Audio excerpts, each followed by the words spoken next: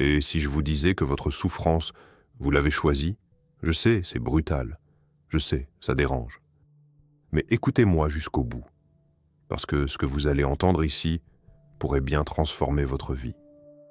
On vit dans un monde où tout va trop vite, où les émotions nous traversent comme des tempêtes, sans qu'on ait le temps de respirer. On est stressé, on est frustré, on est en colère, on est déçu. Et on s'est habitué à tout ça. On s'est habitué à souffrir, au point de croire que c'est normal. Mais si je vous disais que tout ce tumulte intérieur n'est pas une fatalité? Ce que je vais partager avec vous aujourd'hui, ce n'est pas une recette miracle. C'est une philosophie, une vision du monde, une clé, un outil. Un outil vieux de 2000 ans, mais plus moderne que jamais. Le stoïcisme. Une philosophie qui ne demande pas de lire des livres compliqués, qui ne demande pas de diplôme, ni de croyance, ni d'appartenance. Juste de l'honnêteté, avec soi-même. Alors installez-vous. Et surtout, ouvrez bien vos oreilles. Parce que à la fin de cette vidéo, vous ne verrez plus vos émotions de la même façon. Et peut-être, juste peut-être, que vous commencerez enfin à respirer plus librement. Imaginez que vous glissez sur un trottoir mouillé et que vous tombez. Rien de grave, pas de blessure. Mais tout le monde vous a vu. Que ressentez-vous? La honte? Mais pourquoi? Ce n'est pas la chute en elle-même. C'est le jugement que vous vous imaginez que les autres portent sur vous. Ce n'est pas la réalité. C'est une projection. Le stoïcien Épictète disait « Ce qui nous trouble, ce ne sont pas les choses, mais le jugement que nous portons sur les choses. » Arrêtez-vous un instant. Pensez à toutes les fois où vous avez souffert. Est-ce que c'était la situation, ou bien ce que vous en avez pensé? Un regard, une critique, une trahison?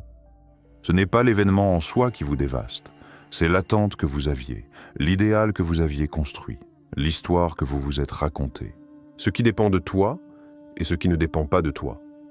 Marc Aurèle, empereur et philosophe, disait « Dès le matin, dis-toi, je vais rencontrer un ingrat, un menteur, un jaloux, un égoïste. » Pourquoi? Pour ne pas être surpris. Parce que la déception vient de l'attente. Les stoïciens distinguaient deux catégories de choses. Ce qui dépend de toi, ton opinion, ton choix, ta volonté, ta réaction. Ce qui ne dépend pas de toi, la pluie, la maladie, le comportement des autres.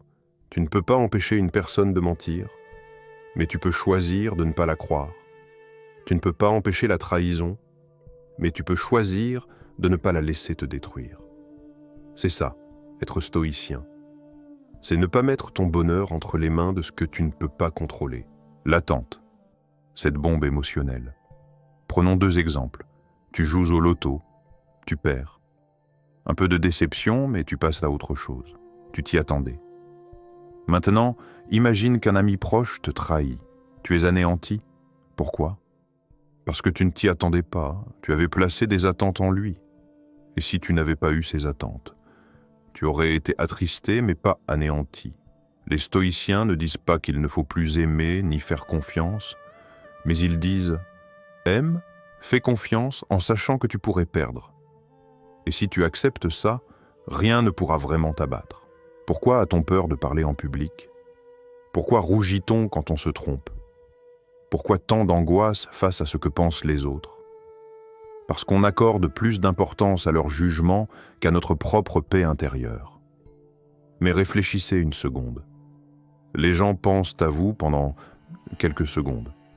Et ensuite, ils retournent à leurs propres problèmes. Le stoïcisme nous invite à réduire la place du regard des autres dans notre vie. Tu veux porter ce vêtement? Porte-le. Tu veux dire quelque chose? Dis-le. Tant que c'est juste, que c'est bon, fais-le, sans attendre la validation. Tu ne peux pas contrôler ce que les gens pensent, mais tu peux contrôler le pouvoir que tu leur donnes. Les émotions ne sont pas des ennemis, mais des messagères. Les stoïciens ne disent pas qu'il faut être froid comme un robot. Au contraire.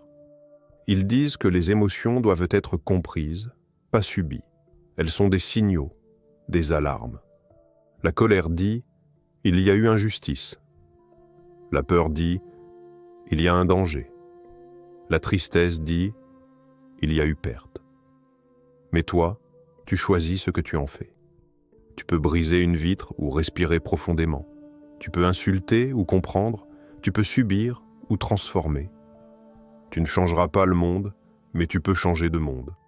On passe notre vie à vouloir que le monde s'adapte à nous, qu'il fasse beau quand on veut sortir, que les gens soient comme on veut qu'ils soient, qu'ils pensent comme on pense, qu'ils nous aiment comme on aimerait.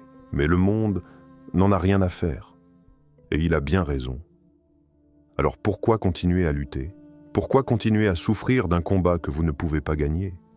Le stoïcisme vous dit « tu ne changeras pas le monde, mais tu peux changer ton regard sur le monde. » Et là, tout change. L'action, ici et maintenant. Le stoïcisme, ce n'est pas rester assis à penser, c'est agir. Mais agir là où tu as du pouvoir. Tu veux une vie meilleure? Travaille. Tu veux être en paix? Fais du tri dans tes pensées. Tu veux être aimé? Aime sans attente. Rien ne t'est promis, rien ne t'est dû. Mais tout est possible si tu acceptes de faire ta part sans exiger celle des autres. La mort, ce n'est pas une tragédie. C'est une vérité, inévitable, universelle, incontrôlable. Pour les stoïciens, la mort n'est pas un mal, c'est une boussole. Chaque jour qui passe est une page arrachée à notre livre. Mais au lieu d'en avoir peur, ils s'en servaient comme d'un rappel. Memento mori. Souviens-toi que tu vas mourir, pas pour tomber dans la peur, mais pour choisir avec urgence, avec lucidité, car si la fin est certaine, alors chaque instant compte. Chaque action devient un acte sacré. Chaque mot, un adieu possible. Tu veux vivre pleinement? Commence par te souvenir que tout peut s'arrêter. C'est ça le paradoxe. Penser à la mort, c'est apprendre à vivre. Et ce n'est pas morbide, c'est libérateur. Ceux qui refusent de regarder la mort fuient la vie. Ceux qui l'acceptent embrassent enfin leur liberté. Alors que faire de tout cela? Réfléchissez, la plupart de vos souffrances sont liées à des jugements, à des attentes, à des projections, pas à la réalité brute. Le stoïcisme vous dit « reprends ton pouvoir ». Pas sur le monde, pas sur les autres, sur toi, sur tes pensées, sur tes désirs, sur ta manière d'accueillir la réalité. Tu veux être libre? Alors libère-toi de ce qui ne dépend pas de toi. Tu veux être heureux? Alors veux ce qui arrive, pas ce que tu imagines. Le bonheur, ce n'est pas quand tout est parfait, c'est quand tu ne laisses plus ce qui est imparfait te détruire. Et ça, c'est entre tes mains. Si cette philosophie te parle, partage cette vidéo avec quelqu'un qui en a besoin. Abonne-toi pour continuer à avancer ensemble dans cette voie. Et surtout, dis-moi en commentaire, quelle est la chose qui ne dépend pas de toi ?